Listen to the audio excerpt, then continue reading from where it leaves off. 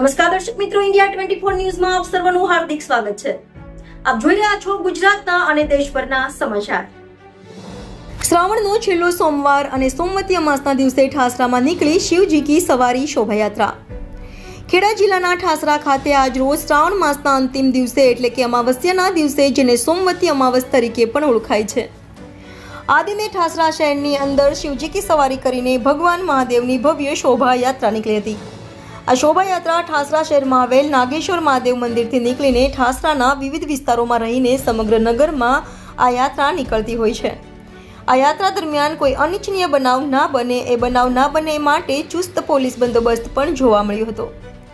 મોટી સંખ્યામાં પોલીસના જવાનો બોડીબોર્ન કેમેરા સાથે જોવા મળ્યા હતા. આ યાત્રાની શરૂઆતમાં મુખ્ય મહેમાન તરીકે ઠાસરા વિધાનસભાના ધારાસભ્ય યોગેન્દ્રસિંહ પરમાર, પંચમહાલ લોકસભાના સાંસદ રાજપાલસિંહ જાદવ તથા ઠાસરા તાલુકા પંચાયતના પ્રમુખ ભૂપતસિંહ ડાભી અને ડાકોર દંડી આશ્રમના મહંત વિજયદાસજી મહારાજ ઉપસ્થિત રહ્યા હતા.